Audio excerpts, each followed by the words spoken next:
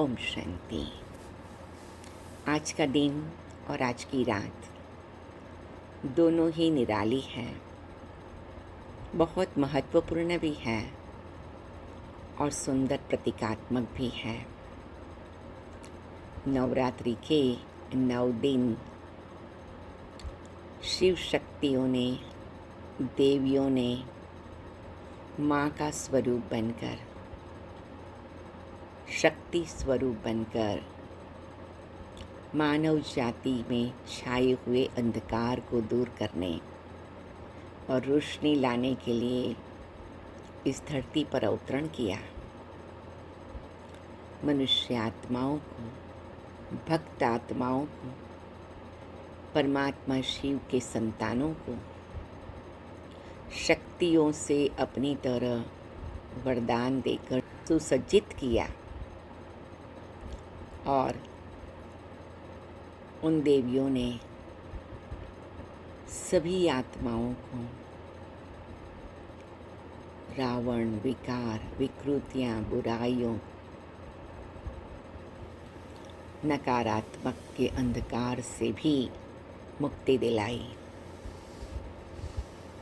चारों ओर आनंद का वातावरण हो गया, खुशियाँ छा गई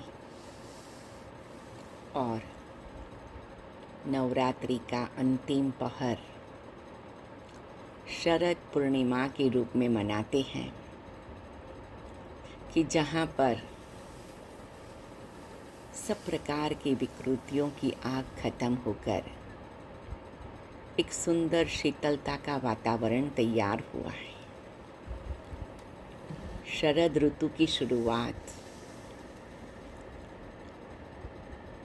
अलग अलग ऋतुओं के बीच में एक है वसंत ऋतु और एक है शरद ऋतु। ये बन्ने ऋतु, ये दोनों ही ऋतु बहुत ही प्लेजेंट है, खुशनुमा है। शरद ऋतु गर्मियों से विदाई लेकर अच्छी तरह से ठंडक की ओर प्रयाण करने के बीच का समय है और उसकी जो ये पूर्णिमा की रात है,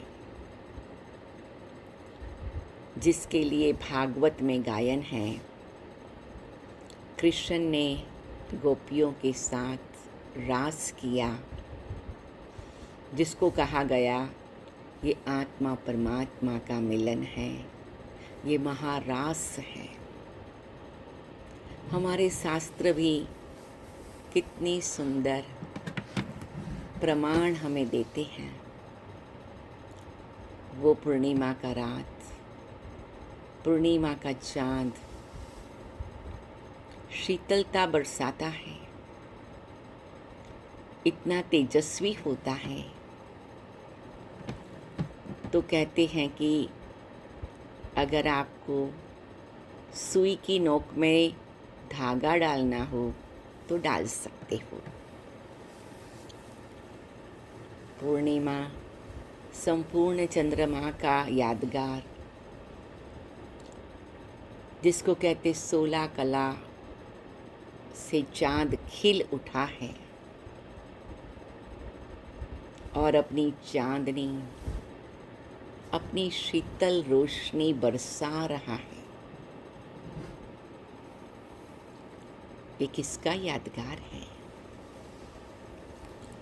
ये वो समय का यादगार है कि जब रावण भस्म हो जाता, विकृतियों की आग ठंडी हो जाती, तो आत्मा परमात्मा के साथ के मिलन से ऐसी शीतलता का अनुभव करती, उसे इतनी अंदर की तृप्ति मिलती और 16 कला संपन्न, सर्वगुण संपन्न, संपूर्ण निर्विकारी, अहिंसा परमो धर्म, मर्यादा पुरुषोत्तम स्थिति का अनुभव होता है।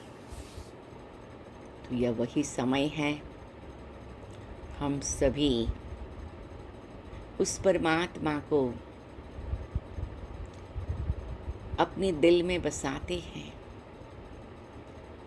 और तन मन की आंतरिक शीतलता का अनुभव करते हैं। और ये शरद ऋतु हम सबके जीवन में मन की शीतलता, बुद्धि की शीतलता, भावनाओं की शीतलता, दृष्टि, वृत्ति, वाणी, वर्तन की शीतलता लेकर आती है। तो आइए हम कैसे शरद ऋतु मनाएंगे। एक तो शीतलता का अनुभव करेंगे, दूसरा आत्मा का परमात्मा के साथ का संपूर्ण मिलन का अनुभव करेंगे, महारास का अनुभव करेंगे, तीसरा मैं अपने अंदर अपने मन, बुद्धि और संस्कार का रास मिलाऊंगी।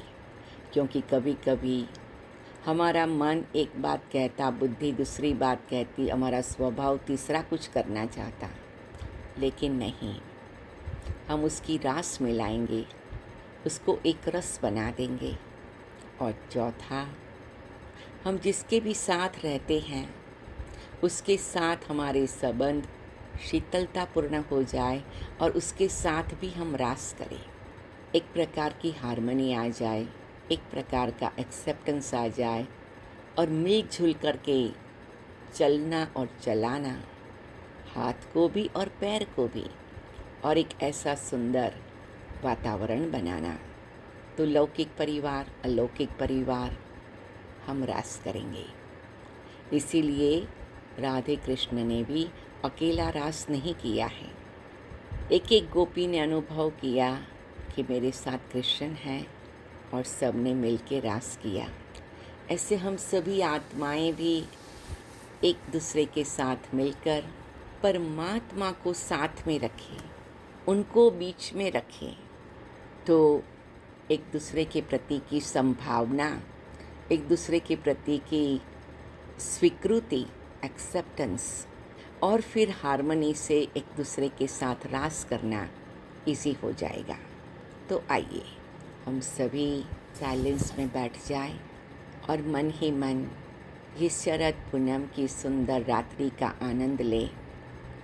अपने आप को देह सही देह की दुनिया से न्यारे कर, हल्के होकर उड़ करके सूक्ष्म वतन में बाबा के पास पहुंच जाएं। बाबा भी मुस्कुराते हुए हमारा स्वागत करते हैं, हम भी मुस्कुराते हुए बाबा का अभिवादन करते हैं। बाबा, शरद पूनम मुबारक हो। बच्चे, 16 कला संपूर्ण बनने का अभिनंदन हो। और बहुत धीरे से, बहुत प्यार से मीठी मम्मा भी वहाँ पर हाज़िर हैं, उनके साथ भी हम नैन मुलाकात करते हैं और मम्मा जगदम्बा शिव शक्ति से हम आशीर्वाद लेते हैं। जैसे मम्मा बाबा ने एकता का रास किया, प्रेम और पवित्रता का रास किया, ऐसे ही मम्मा बाबा मुझ आत्मा को भी एकता, प्रेम, पवित्रता का रास करके सच्चा अतीन्द्रिय सुख अनुभव करा रहे हैं। मैं आज ये शुभ संकल्प करती हूँ कि मेरा मन, तन, बुद्धि, दृष्टि, वृत्ति सब एकता में रहेंगे, आपस में रास करेंगे।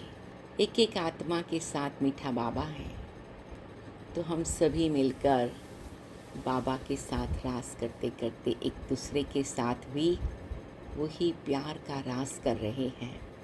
अब मैं जहाँ भी जाऊँ, ये रास की एक स्थिति की, इस सुंदर पूनम के चांद की संपन्नता की शीतलता को बिखेरती रहूं। मैं 16 कला संपन्न, सर्वगुण संपन्न, संपूर्ण निर्विकारी, अहिंसा परमो धर्म, मर्यादा पुरुषोत्तम, पूनम के चांद की तरह शीतलता बरसाने वाली आत्मा हूँ।